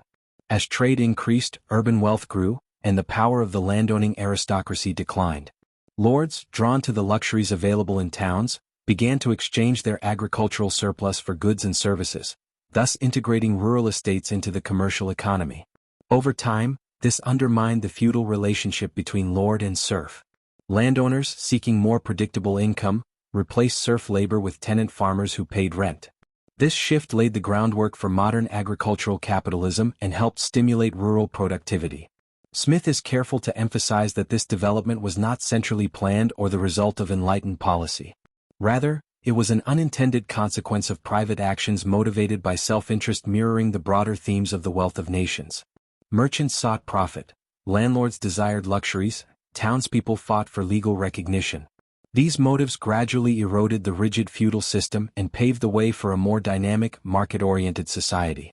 The evolution of towns also brought political change. Urban centers often became incubators for representative government and legal reform, since their economic success depended on predictable laws, protection of property, and contract enforcement. Smith praises these developments, seeing them as crucial to liberty and prosperity. By contrast, societies that remained trapped in feudal arrangements where legal rights were tied to birth and land ownership tended to stagnate economically and politically. Another significant point Smith makes is the interdependence between town and countryside. While he sometimes seems to favor agriculture as the original source of wealth, he never argues that one sector should dominate the other. Instead, he sees commerce and agriculture as mutually reinforcing. Prosperous towns create demand for rural produce, while productive farms supply food and raw materials to urban industries. The challenge for governments, therefore, is not to favor one over the other but to allow both to flourish through free exchange and protection of property rights.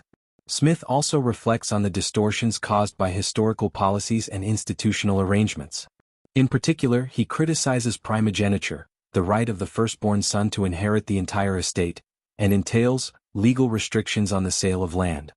These practices, common among the aristocracy, kept land concentrated in the hands of a few and prevented efficient redistribution or investment. Such legal constraints on property transfer, Smith argues, hampered agricultural progress and limited the productive use of land. Ultimately, Book 3 is a powerful historical explanation of how economic progress can be delayed or accelerated by institutional structures. Smith's view of history is evolutionary but not deterministic. He sees human behavior driven by interests and constrained by law and custom as the key to understanding economic development. His insights remain valuable today, especially in discussions about how institutions shape growth, the interaction between rural and urban economies, and the role of commerce in promoting social change. Book 3 of The Wealth of Nations presents a compelling narrative about the transition from feudalism to capitalism. It explains how the unnatural dominance of towns in European history unintentionally led to the liberation of agriculture and the rise of modern economic systems.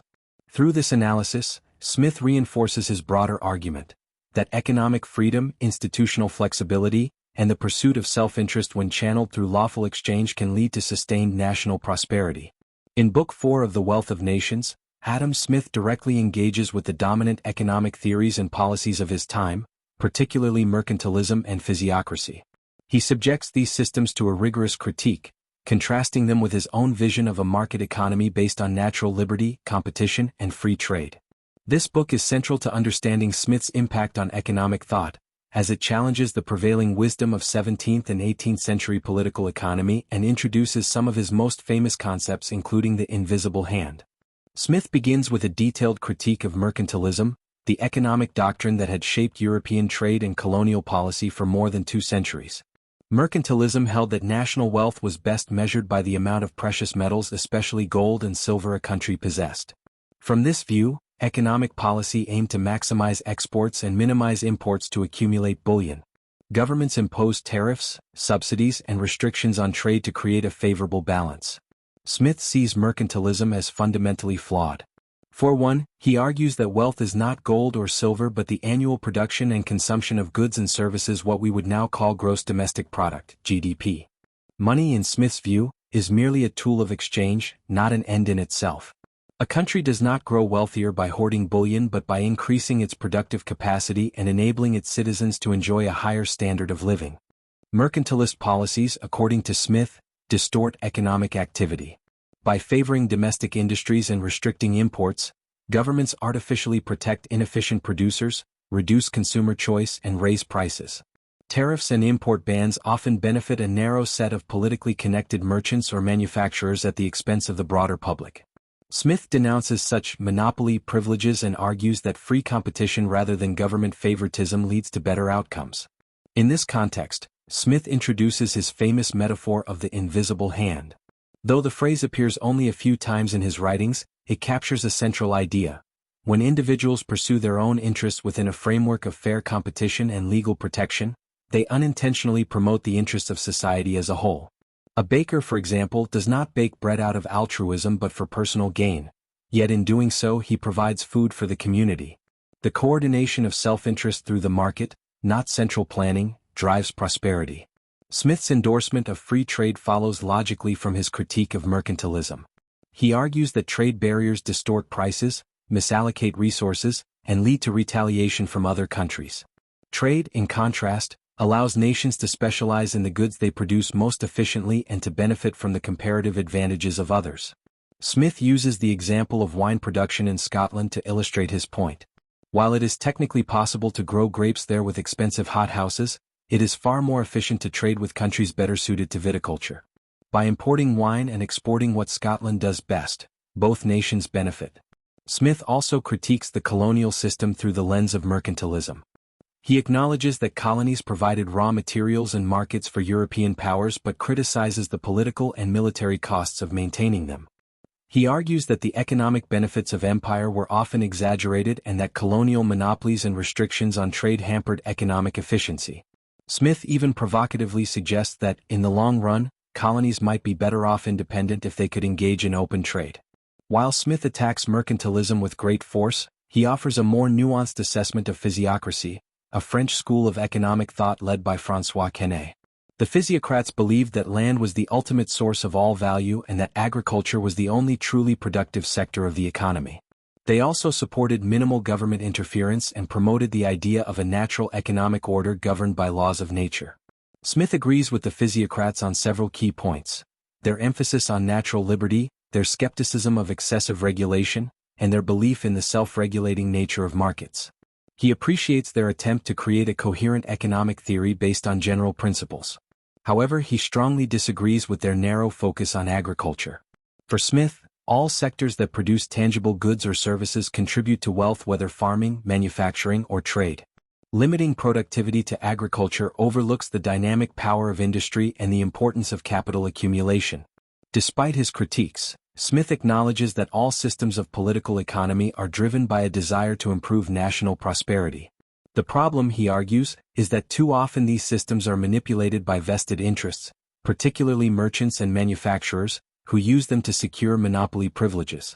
Smith is particularly critical of what he calls projectors, speculative schemers who, backed by government favor, create inefficient enterprises at public expense.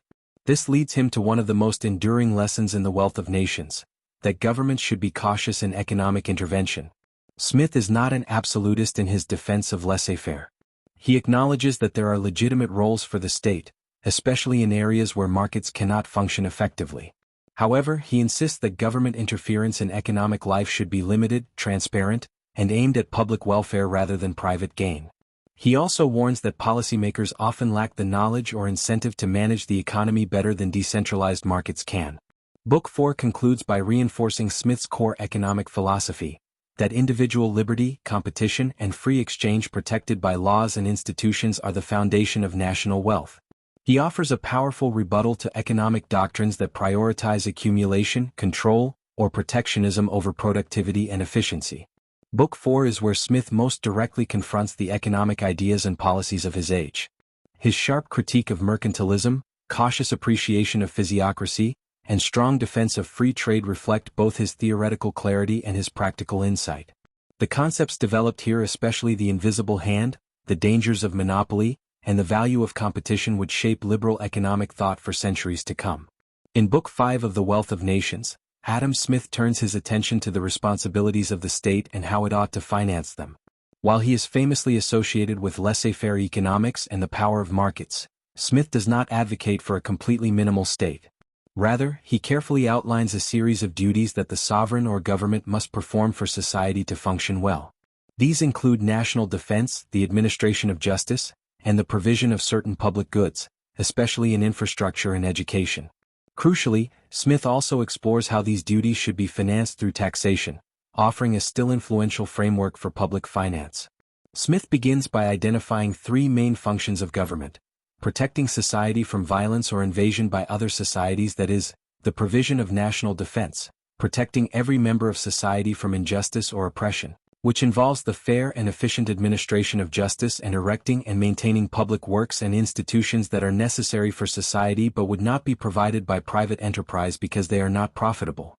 This triad represents a broader and more nuanced vision of the state than is often attributed to Smith.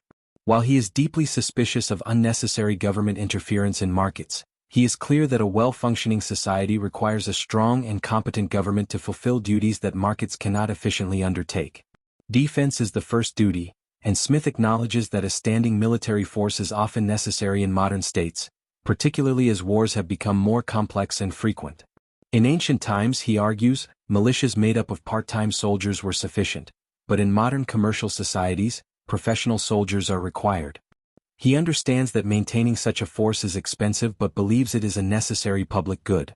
Moreover, Smith is realistic about the financial demands of wartime, noting that extraordinary expenses during conflicts will inevitably lead to public debt.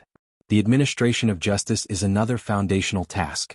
Smith emphasizes that for property rights, contracts, and markets to function properly, there must be an impartial and effective legal system. Laws must be predictable, enforced, and known in advance. This function cannot be privatized without risking corruption, inequality, or violence. Thus, the government must provide and oversee courts, judges, and legal procedures. Next, Smith turns to public works and the concept of public goods, a major theoretical innovation. These include roads, bridges, canals, harbors, and other forms of infrastructure that benefit the public and increase the productivity of private industry. He notes that while private individuals could sometimes build and maintain such works, in many cases the initial cost is too great and the return too indirect to justify private investment. Yet these works benefit all, so they must be financed collectively.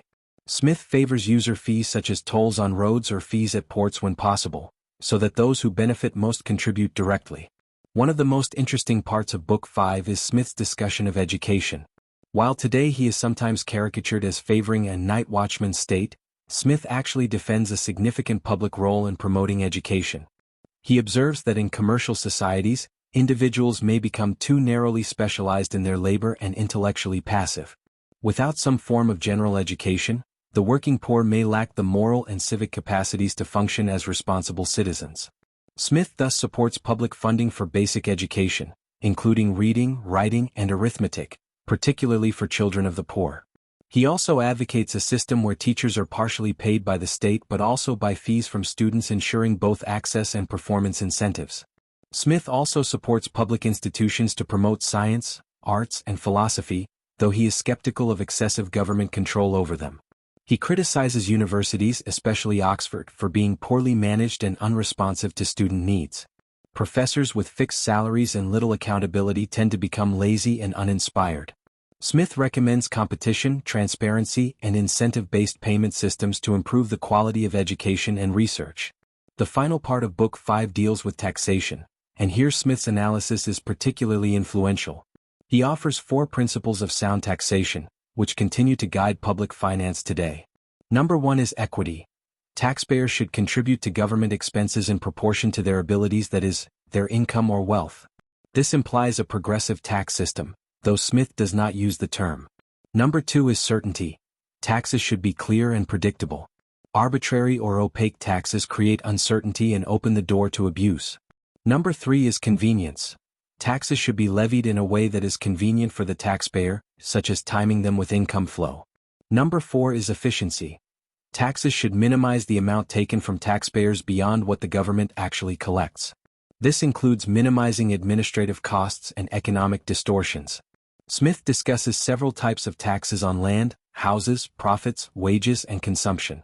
He tends to favor consumption taxes like excise duties and customs because they are paid voluntarily.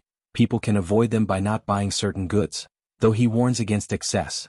Taxes on necessities can be regressive and oppressive.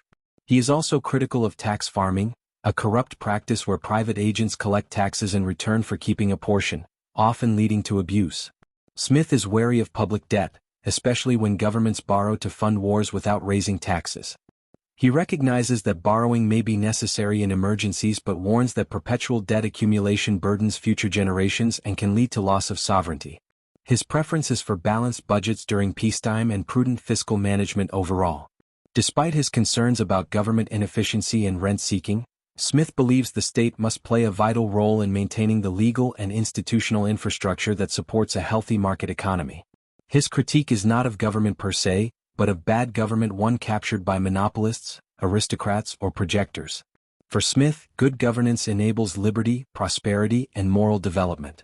Book 5 reveals the pragmatic balance in Smith's political economy. He champions the market but also calls for a capable state to provide justice, defense, infrastructure, and education. His framework for taxation is grounded in fairness and practical wisdom. Far from being a dogmatic libertarian, Smith presents a model of liberal government that respects individual freedom while recognizing the shared needs of society. His vision of the state remains profoundly relevant in debates over the size, scope, and financing of government today. When an inquiry into the nature and causes of the wealth of nations was published, it quickly made an impact across Europe and America, becoming a foundational text in economics and a turning point in the history of ideas. Adam Smith's sweeping analysis of markets, labor, capital, and government resonated in an age increasingly shaped by commerce and political transformation. While the technical field of economics did not yet exist in its modern form, Smith's book was immediately recognized as a powerful work of moral philosophy, political economy, and practical reform. Its reception, influence, and the debates it provoked have shaped both economic thought and policy for nearly 2.5 centuries. The immediate reception of The Wealth of Nations was positive among educated readers, politicians, and other thinkers. Though the book was long and demanding, it circulated widely among literate elites in Britain and on the continent. Political leaders such as Charles James Fox and William Pitt the Younger drew on Smith's arguments to support reforms in trade and finance. His advocacy of free trade, low tariffs, and economic liberalization directly influenced British commercial policy, especially during the late 18th and 19th centuries.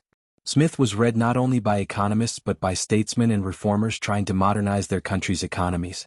One of the most lasting effects of the book was the discrediting of mercantilism.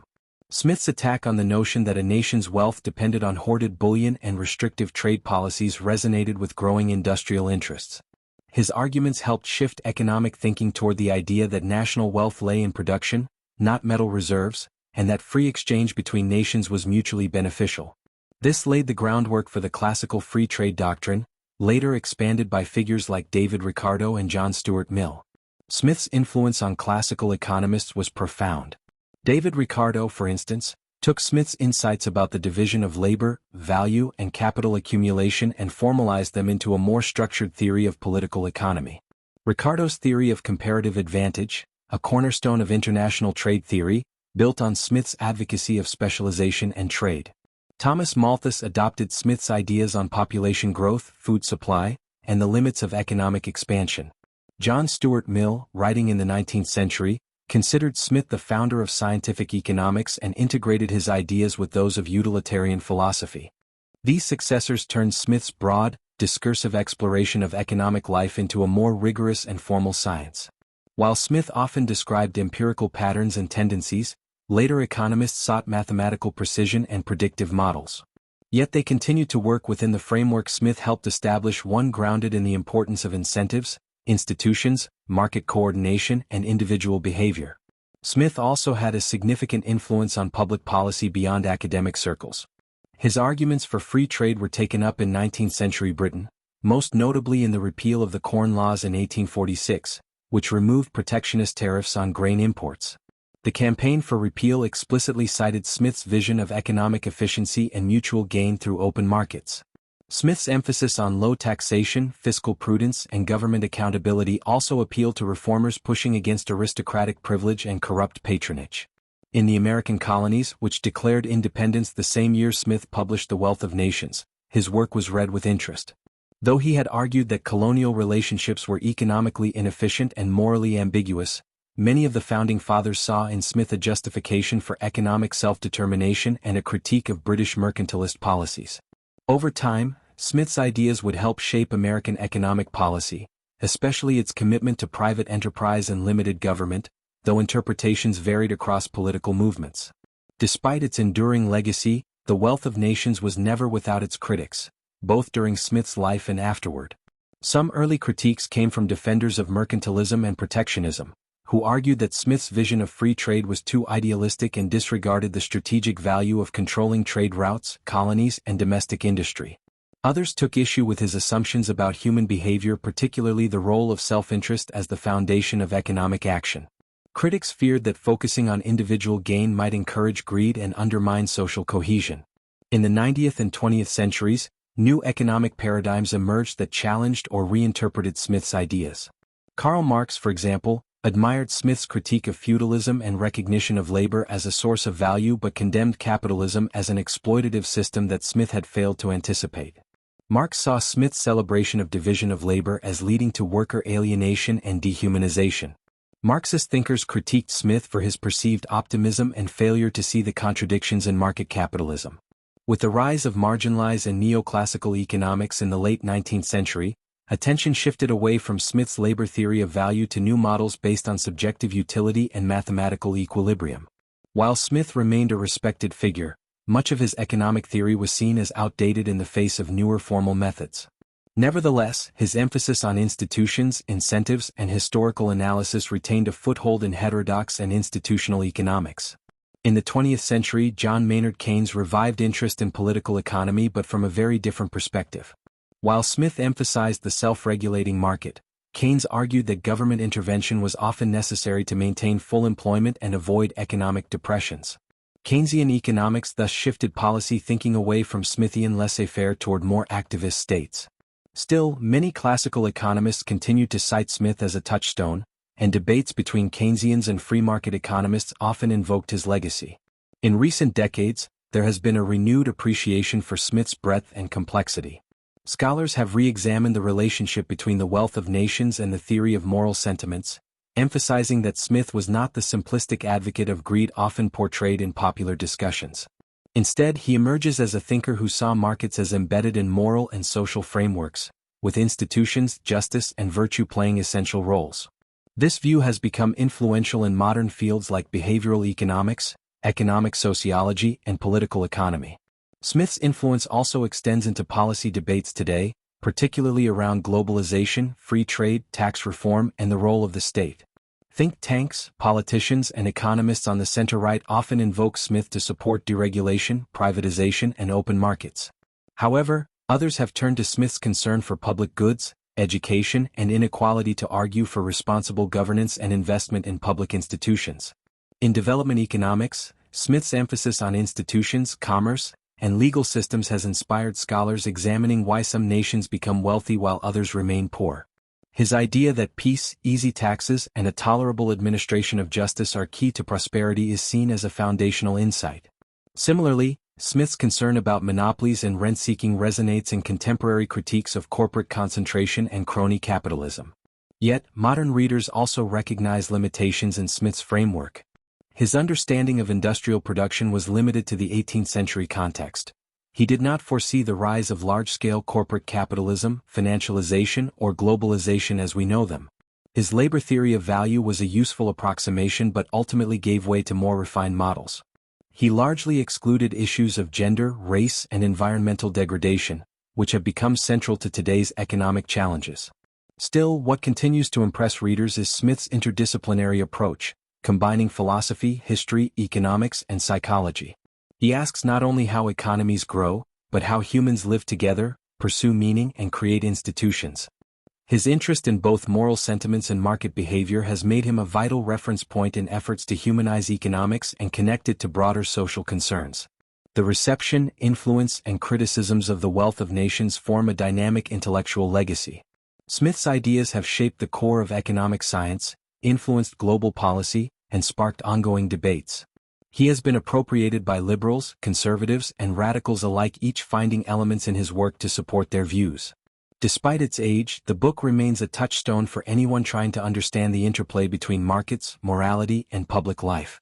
Smith may not have had all the answers, but his questions and frameworks continue to guide generations of thinkers, policymakers, and citizens. Adam Smith's intellectual legacy has undergone a remarkable transformation since the 18th century. While he has consistently been regarded as a foundational figure in economics, the interpretation of his work has varied considerably, often shaped by political ideologies, academic paradigms, and evolving concerns within the social sciences.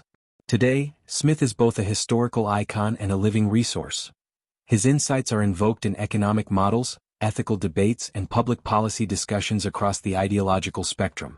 For much of the 19th and 20th centuries, Smith was enshrined as the father of economics, a title that, while honorific, often simplified his contributions to a single idea, the invisible hand. In this popular narrative, Smith is seen as a staunch advocate of laissez-faire capitalism, individual self-interest, and minimal government, a view championed by neoclassical economists and classical liberals. Smith's nuanced moral philosophy and institutional concerns were downplayed in favor of his market-centered ideas. Neoclassical economics, which rose to prominence in the late 19th century, embraced Smith primarily for his role in founding economic individualism. Although neoclassical theorists replaced Smith's labor theory of value with marginal utility and mathematical models, they retained his assumption of rational self-interest and equilibrium-seeking markets. In this framework, Smith's insights were used to justify free trade, competitive markets, and a limited role for government, especially in matters of allocation and production. He became a symbolic figurehead for economic liberalism. The Austrian school, led by thinkers such as Karl Menger, Ludwig von Mises, and Friedrich Hayek, also claimed Smith as a precursor. They admired his understanding of spontaneous order, the idea that complex social coordination can emerge from individual actions without central planning. Hayek, in particular, celebrated Smith's notion of the invisible hand and saw him as an early theorist of decentralized knowledge. Yet, even among Austrians, there was debate about how fully Smith understood subjective value or the dynamics of entrepreneurship. During the 20th century, Smith's reputation fluctuated. In the post-war period dominated by Keynesian economics, Smith's market-oriented views were somewhat sidelined in favor of models that emphasized aggregate demand, state intervention, and macroeconomic management. However, the resurgence of free market economics, especially with the rise of monetarism and Thatcher-Reagan policies, brought Smith back into the spotlight. His quotes, often simplified, were used to advocate for deregulation, tax cuts, and reduced government spending. However, these uses of Smith often relied on a partial or distorted reading of his work. The late 20th century saw a scholarly re-evaluation of Smith, driven by historians, philosophers, and economists interested in the moral and institutional dimensions of his thought. This movement, sometimes called the New Smithian Turn, emphasized that the wealth of nations cannot be fully understood without the theory of moral sentiments and Smith's lectures on jurisprudence. Smith was not a narrow economist but a moral philosopher concerned with justice, sympathy, and the public good. This revisionist view has shown that Smith was deeply skeptical of unregulated markets when they led to monopolies, exploitation, or the erosion of civic virtue. He warned against collusion among merchants, excessive inequality, and the undue influence of the wealthy on policy. In this light, Smith appears as a more balanced thinker, who believed in markets as tools of liberty and prosperity but insisted on ethical constraints and institutional supports. One of the most vibrant areas of modern scholarship is behavioral economics, which revisits Smith's insights into human psychology. In the theory of moral sentiments, Smith wrote extensively about sympathy, moral judgment, and the impartial spectator ideas that resonate with today's efforts to understand economic behavior as shaped by cognitive biases, emotions, and social norms. Scholars like Vernon Smith, a Nobel laureate in experimental economics, have argued that Adam Smith anticipated many of the findings of behavioral economics, and that his moral psychology complements rather than contradicts economic rationality. Smith has also found renewed relevance in institutional economics, particularly in the work of Douglas North and others who explore how rules, norms, and governance structures shape economic outcomes. Smith understood that markets are not self-sustaining in the absence of stable institutions. Property rights, the rule of law, fair taxation, and effective education systems all underpin the market's success. This insight is central to contemporary efforts to promote development in poorer nations or to understand the failures of certain economies despite formal market structures. Philosophically, Smith's legacy persists in discussions about justice, virtue, and the good society. While he emphasized self-interest in economics, he never endorsed selfishness or moral relativism. His impartial spectator theory suggests that moral norms arise not from divine command or rational calculation alone, but from our social and emotional nature as human beings. This makes Smith a bridge figure between moral sentimentalism and pragmatic liberalism, someone who recognized the complexity of moral judgment in pluralistic societies. Another ongoing debate is about the real Adam Smith, a question that arises from the apparent tension between the theory of moral sentiments and the wealth of nations. Some critics claim that Smith moved from a moralist to a market advocate, while others argue that the two works are part of a unified vision. The dominant view today is that Smith saw moral development and market participation as interdependent. Markets channel self-interest in socially beneficial ways, but this only works within a broader ethical and institutional context. Smith's name continues to be used in policy debates, often in ways that reflect ideological agendas. Libertarians and conservatives cite him to support deregulation and tax cuts, while centrists and liberals draw on his warnings about inequality and his support for public education and infrastructure. This ideological flexibility is both a testament to Smith's richness and a source of confusion. As scholars have noted, the selective use of Smith, what some call the Adam Smith problem, can obscure his genuine complexity. In the realm of global development, Smith's emphasis on commerce, peace, and legal institutions continues to influence theories of growth. Economists and political scientists studying why some countries thrive while others stagnate often echo Smith's belief that open markets, secure property rights, and functional governments are key drivers of wealth creation. Yet critics point out that Smith's framework may underestimate the historical and structural inequalities built into global capitalism, such as colonialism, resource extraction, and labor exploitation. Smith's legacy is also relevant to debates about inequality, technology, and the future of work. He admired productivity gains from the division of labor but worried about their dehumanizing effects. Today, with AI, automation, and precarious labor markets, his insights into the moral and psychological impact of specialization seem especially prescient. Smith understood that economic progress must be balanced with human dignity and social cohesion. Smith's approach to liberty and governance offers an alternative to both technocratic and authoritarian models. He believed in limited but effective government, transparent rules, and respect for individual agency, grounded in a moral vision of mutual respect and shared prosperity. His version of liberalism was not about atomistic individualism but about creating the conditions in which individuals and societies could flourish. Adam Smith's legacy in modern thought is not fixed but dynamic. He is a figure of enduring relevance precisely because he refused to reduce complex social realities to simple formulas. His work spans disciplines, anticipates modern insights, and invites ongoing dialogue. As markets evolve and societies grapple with inequality, ecological limits, and political polarization, returning to Smith offers both caution and inspiration. Far from being a relic of the 18th century, Adam Smith remains one of the most alive minds in our ongoing conversation about economy, ethics, and the human condition. Adam Smith is one of the most cited and yet most misunderstood thinkers in the history of economics. Over the centuries, a number of persistent myths have grown around his work, often divorced from the textual and philosophical context in which he wrote. These misinterpretations stem not only from ideological agendas but also from selective reading, poor scholarship, and the general human tendency to simplify complex thinkers into digestible slogans. As Smith's fame has grown, so too have the caricatures that obscure the real depth and diversity of his thought. One of the most enduring myths is the idea that Smith was a champion of unregulated capitalism and an advocate of absolute laissez-faire. While he did argue against many of the mercantilist restrictions of his day and generally supported free markets, Smith was by no means an extremist on government non-intervention. In The Wealth of Nations, he explicitly calls for the state to take an active role in areas such as defense, justice, education, infrastructure, public goods, and even regulation of banking in the public interest. He believed that markets often function best when competition is real and robust, but also that markets are fragile ecosystems that require rules, institutions, and enforcement mechanisms to work properly. This leads into another widespread misinterpretation: the idea that Adam Smith believed that self-interest alone naturally leads to socially optimal outcomes, as if individuals pursuing private gain inevitably produce public benefit. This view is often backed by decontextualized references to Smith's metaphor of the invisible hand, which appears only a few times in his writings.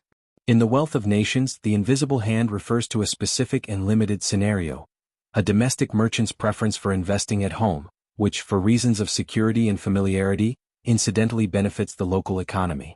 It is not a blanket endorsement of market infallibility or a claim that greed is always good. In the theory of moral sentiments, the same metaphor has a very different meaning used to describe how the rich, despite their selfishness, unintentionally help distribute wealth through consumption and employment. In both cases, Smith's tone is ambivalent, not celebratory. Far from promoting unmitigated self-interest, Smith was deeply concerned about the moral limits of economic behavior.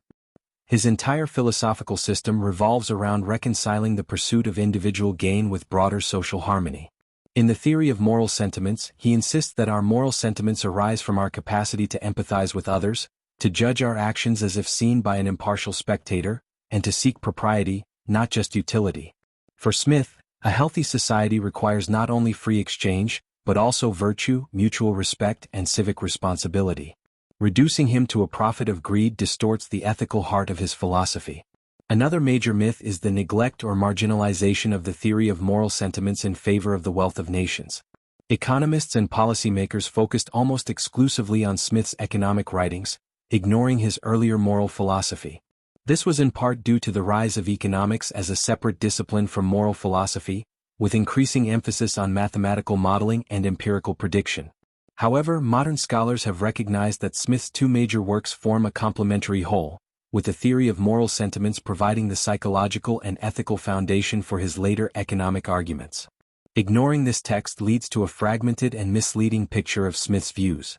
Another distortion lies in the myth that Smith envisioned a world without any meaningful government, or that he would be opposed to modern forms of state activity such as welfare, progressive taxation, or public investment. In fact, Smith laid out a vision for a strong and effective, though limited, government. He supported public education for the poor, state-funded infrastructure to promote commerce, and fair systems of taxation based on the ability to pay. He understood the importance of externalities, collective action problems, and institutional trust. His writings on banking, for example, argue for prudent regulation to prevent overspeculation and systemic collapse, hardly the blueprint for libertarian anarchy. Closely related is the idea that Smith's work legitimizes modern capitalism as it exists today, including large corporations, global financial markets, and extreme inequality. In truth, Smith operated in a very different world in 18th-century commercial society where the main targets of critique were aristocratic privilege, monopolistic guilds, and mercantile protectionism. He could not have envisioned multinational corporations, algorithmic trading, or global supply chains. Moreover, he expressed deep concern about the moral and social effects of economic stratification. He believed that excessive inequality could corrupt public institutions and undermine social cohesion. He also worried about the degradation of workers in overly specialized, monotonous jobs, an insight that speaks directly to concerns about alienation in industrial and post-industrial economies. A further myth surrounds Smith's supposed rationalism and economic determinism. In contrast to later economic models that assume hyper-rational agents with perfect information, Smith offered a psychologically rich and socially embedded account of human behavior. He knew that people are driven by pride, vanity, habit, custom, and social approval, as much as by reasoned calculation. His vision of human nature is dynamic, contradictory, and deeply embedded in moral and cultural traditions. To read Smith as a proto-robotic model of rational choice theory is to strip him of his originality and complexity. The myth of Smith as a solitary genius also deserves challenge. Though unquestionably brilliant, Smith was part of a vibrant intellectual community during the Scottish Enlightenment. He was shaped by conversations with David Hume, Francis Hutcheson, and other moral philosophers, as well as by his encounters with the French physiocrats. His thinking was not created in a vacuum but developed through ongoing dialogue, revision, and empirical observation. He revised the theory of moral sentiments 6 times during his lifetime, hardly the work of someone wedded to dogma. Many myths arise from selective quoting. Smith's writings are rich in nuance and caveat, often balancing different perspectives. Yet cherry-picked phrases like "the invisible hand," or "it is not from the benevolence of the butcher, the brewer, or the baker," are repeated without context. These excerpts, while memorable, cannot stand alone as representations of Smith's philosophy. They must be situated within the larger frameworks of sympathy, impartial judgment, justice, and institutional order that underpin his worldview. The misinterpretations of Adam Smith often reveal more about the needs of his readers than about Smith himself. For conservatives, he has been used as a prophet of free markets. For libertarians, a defender of minimal state. For critics, a scapegoat for capitalism's failings. Yet the real Adam Smith was far more complex. A philosopher of moral sentiments, a critic of privilege and monopoly, a nuanced supporter of commerce tempered by ethics and justice. Recovering the full breadth of Smith's thought requires us to move beyond slogans, read him carefully, and engage with him on his own terms. In doing so, we discover a thinker who was not only a founder of modern economics but a lifelong student of human complexity, virtue, and the architecture of a good society. Adam Smith's contributions to economics, philosophy, and political theory did not arise in isolation. He was deeply embedded in the intellectual currents of the 18th century and engaged both directly and indirectly with many of his contemporaries. Understanding Smith in conversation with figures such as David Hume, Jean-Jacques Rousseau, François Quesnay, and Robert-Jacques Turgot, and Montesquieu reveals the breadth of his intellectual vision and the originality of his synthesis. These comparative perspectives also shed light on the tensions within Enlightenment thought regarding reason, sentiment, virtue, and political order. Perhaps Smith's most important intellectual relationship was with his close friend David Hume. The two Scotsmen shared similar philosophical commitments: skepticism about abstract metaphysics, emphasis on empirical observation, and a deep interest in human psychology and moral sentiments. Hume's influence on the theory of moral sentiments is especially evident. Like Hume, Smith rejected the idea that morality stems from pure reason alone. Instead, both saw moral judgment as rooted in sentiment, particularly in the capacity for sympathy. However, where Hume emphasized habit and custom in shaping moral life, Smith developed a more systematic account of the impartial spectator as a psychological mechanism for moral judgment. This concept allowed Smith to balance the subjective and objective dimensions of ethics in a way Hume had not fully articulated. In economic matters, Hume's essays on trade, money, and public finance were significant precursors to The Wealth of Nations. Hume had already argued for the benefits of free trade, questioned the mercantilist obsession with bullion, and explored the impact of government borrowing. Smith admired these insights and expanded them into a more comprehensive theory of political economy. Nevertheless, Smith's analysis went further by articulating mechanisms of capital accumulation, division of labor, and the institutional foundations of market economies. Smith also maintained a somewhat more optimistic view of commerce's civilizing potential compared to Hume's more cautious stance. The relationship between Smith and Jean-Jacques Rousseau is more complex. Although the two never met, Smith read Rousseau and acknowledged his talents. He even reviewed Émile positively.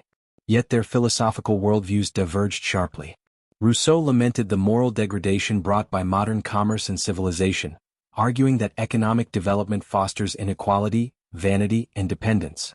For Rousseau, the natural man was virtuous and self-sufficient, while society corrupts through its artificiality and competition. Smith, by contrast, believed that commerce could support morality and civility.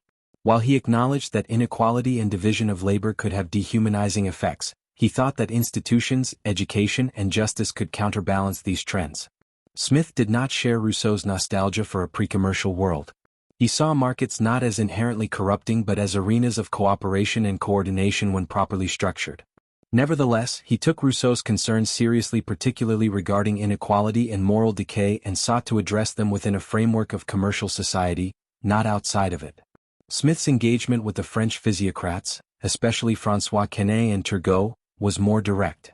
During his travels as tutor to the Duke of Buccleuch, Smith met leading French economists who were promoting a new vision of natural economic order. The physiocrats believed that agriculture was the sole source of wealth and that a laissez-faire policy, let nature rule, would yield optimal economic outcomes. Quesnay's Tableau Economicus attempted to model the flow of wealth through an economy, emphasizing land and agricultural productivity as the fundamental drivers of prosperity. Smith admired the physiocrats' rationalism and their attempt to uncover natural laws of economics, but he disagreed with their narrow focus on agriculture. In The Wealth of Nations, he argued that all labor that produces goods or services for exchange creates value, not just farming. Manufacturing, trade, and services could be just as productive as tilling the soil. Smith's broader view of production allowed for a more flexible understanding of capital, labor, and economic growth. Still, he shared the physiocrats' disdain for mercantilism and endorsed their advocacy of free trade and reduced regulation. Another major Enlightenment figure whose work intersected with Smith's was Montesquieu. In The Spirit of the Laws, Montesquieu argued that commerce fosters peace and moderation, in contrast to the martial values of feudal or despotic regimes.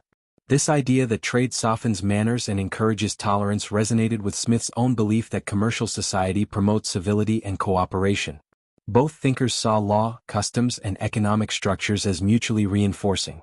However, Montesquieu's concern with the diversity of political systems and climates led him to emphasize the variability of institutions, while Smith leaned more toward identifying universal patterns of behavior within market economies. These differences point to a broader divergence among Enlightenment thinkers about the role of reason, sentiment, and nature in shaping human affairs. Rationalists like Quesnay believed in fixed natural laws governing economics, akin to the laws of physics. Others, like Rousseau, emphasized moral passion and the social contract as the basis of legitimate authority. Smith charted a middle path. His work integrates rational inquiry with a deep appreciation for sentiment, history, and institutional evolution. He did not seek to reduce human behavior to abstract formulas but to understand it in its social and emotional context. In moral philosophy, Smith's position is similarly situated between natural law theory, which posited a universal moral order derived from reason or divine will, and moral sentimentalism, which grounded ethics in human emotions and sociability. He was critical of overly rationalistic or theological accounts of morality, yet he resisted relativism.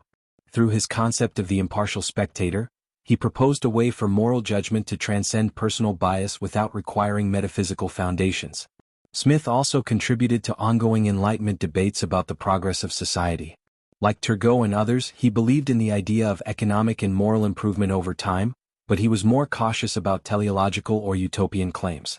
He saw historical development as driven by practical concerns: division of labor, institutional innovation, and the pursuit of self-betterment rather than by an inevitable march toward perfection.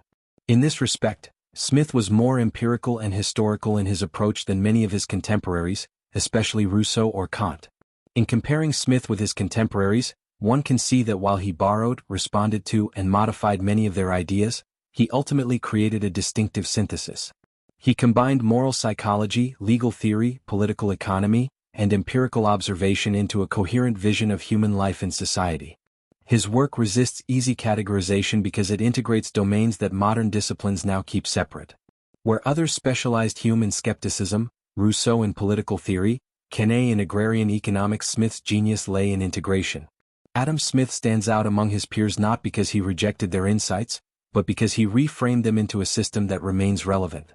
He did not idealize commerce as the physiocrats sometimes did, nor did he demonize it as Rousseau feared. He appreciated the productive and civilizing power of markets but insisted on moral constraints and institutional foundations. His approach offers a nuanced alternative to the binaries that continue to dominate political and economic discourse today. Adam Smith's engagement with the major thinkers of his era, Hume, Rousseau, Quesnay, Montesquieu, and others, reveals a thinker both grounded in his time and transcending it. Through critical dialogue and creative synthesis, he forged a philosophy that addresses enduring questions about freedom, justice, wealth, and the moral fabric of society. His ability to draw from diverse traditions while offering an original perspective marks him as one of the most important and versatile figures of the Enlightenment. More than 2 centuries after his death, Adam Smith's ideas continue to resonate in contemporary debates about markets, globalization, ethics, and the role of the state. Despite the world having changed in ways Smith could not have foreseen technologically, demographically, politically, his core insights into human behavior, economic cooperation, and institutional design remain central to both economics and moral philosophy. The 21st century, with its blend of promise and precarity, provides fertile ground for revisiting and reassessing Smith's contributions. At a time when globalization has reshaped economies, creating new opportunities but also widespread anxieties, Adam Smith's defense of free trade and open markets remains remarkably influential.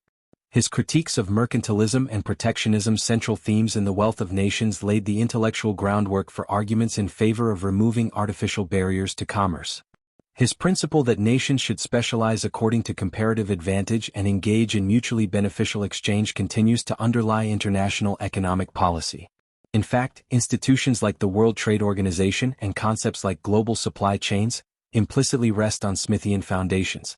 However, globalization today also brings challenges that Smith only partly anticipated, namely, rising inequality, environmental degradation, financial volatility, and growing skepticism toward free markets. Critics of globalization argue that the benefits of trade have been unequally distributed, favoring capital over labor, elites over the working class, and certain nations over others. Smith's nuanced understanding of justice and moral responsibility can inform a more balanced critique. He never believed that markets functioned optimally without rules or moral boundaries. On the contrary, Smith insisted that commerce must be embedded in a framework of justice, trust, and institutional order. He warned of the corrosive effects of unchecked ambition, monopolistic behavior, and the degradation of labor. This is especially relevant in light of modern inequality. While Smith accepted differences in wealth as a consequence of economic dynamism, he was deeply concerned about excessive inequality's impact on morality and civic life. He noted how extreme wealth distorts social perception, granting the rich undeserved admiration while fostering neglect for the poor. In today's world where billionaires shape public discourse, and wealth gaps undermine democratic cohesion, Smith's ethical insights remain powerful. His call for a society in which individuals are respected for virtue rather than affluence is a timely reminder of the importance of civic dignity and moral balance in capitalism. Smith's views on labor are also strikingly modern. He praised the efficiency of the division of labor but recognized its dehumanizing effects when carried too far. In The Wealth of Nations, he warned that repetitive, mechanized work could corrupt the mind and diminish one's ability for reasoned judgment and civic engagement. Today, with automation, gig work, and platform economies redefining labor, Smith's concern for worker dignity and education is more relevant than ever. He believed that the state had a role to play in ensuring access to basic education and cultivating virtues that markets could not supply. Moreover, Smith's emphasis on public goods and institutional infrastructure challenges the stereotype of him as an advocate of minimalist government. In his time, he supported public funding for education, defense, justice, and infrastructure, all of which he saw as necessary for a flourishing commercial society. In the 21st century, these ideas can inform debates over digital infrastructure, healthcare, climate policy, and economic resilience. Smith understood that markets depend on non-market foundations, laws, norms, trust, and public investment that must be maintained collectively. One of the most widely misused elements of Smith's legacy in modern times is the concept of the invisible hand. In neoliberal and libertarian rhetoric, the phrase has been interpreted as proof that individual self-interest inevitably leads to the common good. However, as discussed in earlier sections, this interpretation ignores both the limited use of the phrase in Smith's texts and his broader moral framework. Smith's support for markets was always conditional on their ability to produce fair, stable, and humane outcomes. He did not idolize self-interest, he analyzed it. And he believed that markets could only achieve justice when shaped by ethics and the rule of law. Environmental sustainability is another area where Smith's work has indirect but important implications. While he wrote before the era of climate change, his moral framework encourages a long-term, public-spirited approach to economic life. His notion of sympathy, and his concern with unintended consequences, suggest the importance of integrating ecological awareness into economic reasoning.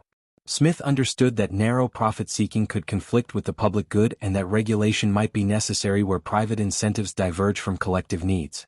In this sense, his thought can support the development of market-based climate solutions, carbon pricing, sustainable finance, but always within a broader ethical context. In the field of international relations, Smith's rejection of mercantilist nationalism and his vision of global cooperation resonate with the aspirations of cosmopolitan economic policy. He believed that nations prosper not by hoarding resources or dominating others but by engaging in mutual exchange. His insights support a rules-based global economy governed by fairness, transparency, and dialogue principles now under strain in an era of trade wars, economic populism, and declining multilateralism. Smith also remains a touchstone in academic economics, although in a fragmented way. The neoclassical tradition has embraced his concern with market coordination, efficiency, and incentives, but often neglected his broader moral and institutional insights. In recent years, however, there has been a resurgence of interest in behavioral economics, moral psychology, and institutional economics fields that align more closely with Smith's original vision. Economists like Amartya Sen and Deirdre McCloskey have called for a return to the humanistic Smith, one who saw economics as part of a larger inquiry into human flourishing. Politically, both progressives and conservatives continue to invoke Smith, often selectively. Conservatives praise his belief in individual liberty and market dynamism, while progressives cite his support for public education, fair taxation, and regulation of monopolies. The truth is that Smith defies partisan classification. He believed in freedom but not license, in markets but not market idolatry, in government but not tyranny. His philosophy was grounded in prudence, justice, and a deep understanding of social complexity. In terms of personal morality, Smith's insistence on moderation, empathy, and public-spiritedness offers a counterpoint to the materialism and status anxiety that characterize much of modern consumer culture. He would likely have viewed celebrity capitalism, speculative finance, and the commodification of social life as symptoms of moral imbalance. His work calls for a reassessment of what constitutes a good life, one grounded not merely in wealth, but in virtue, civic engagement, and reciprocal respect. Adam Smith's legacy in the 21st century is multifaceted. He provides enduring insights into the workings of markets, the importance of institutions, and the ethical dimensions of economic life. But more than that, Smith offers a moral compass for navigating the contradictions of global capitalism. He challenges us to think critically about the purposes of economic activity, the structures that support or undermine justice, and the values we bring to public life. As the world confronts rising inequality, ecological crisis, and political fragmentation, Smith's synthesis of economics and ethics may be more necessary now than ever before. Adam Smith's influence has persisted for over 2 centuries, but his legacy has evolved in multiple and sometimes contradictory directions. As one of the foundational figures of modern economics and a major contributor to moral philosophy, Smith has been appropriated, interpreted, misinterpreted, and rediscovered across a wide range of disciplines. While economists have often claimed him as the father of capitalism, political theorists, philosophers, and historians have increasingly emphasized the complexity of his thought and the richness of his normative vision. In the history of economic theory, Smith stands as the leading figure of classical economics, alongside Ricardo, Malthus, and Mill.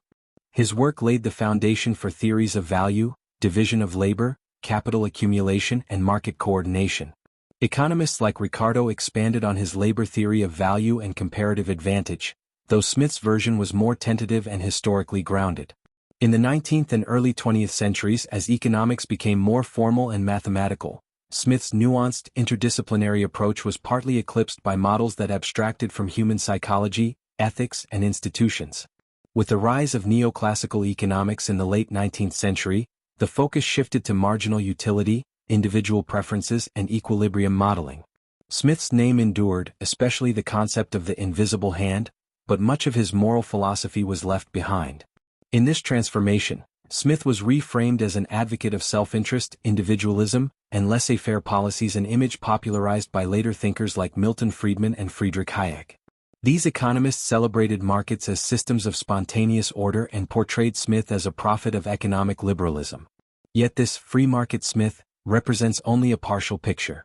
Smith believed in liberty, but he also believed in justice, public goods, and institutional design. He never claimed that markets were self-sufficient or morally infallible. His careful analysis of monopolies, rent-seeking behavior, and the moral limitations of market incentives complicates the image of him as a libertarian icon. In fact, Smith argued that the government had essential roles to play in maintaining the rule of law, providing infrastructure, funding education, and ensuring national defense. In political philosophy, Smith's work has been drawn upon by liberals, conservatives, and libertarians alike. Classical liberals have seen him as a pioneer of individual rights, limited government, and spontaneous order. Conservatives admire his attention to virtue, tradition, and social cohesion. Libertarians emphasize his defense of economic freedom and his critique of state overreach. More recently, progressive thinkers have turned to Smith's concern for the poor, his critique of inequality, and his vision of ethical capitalism to challenge neoliberal orthodoxy.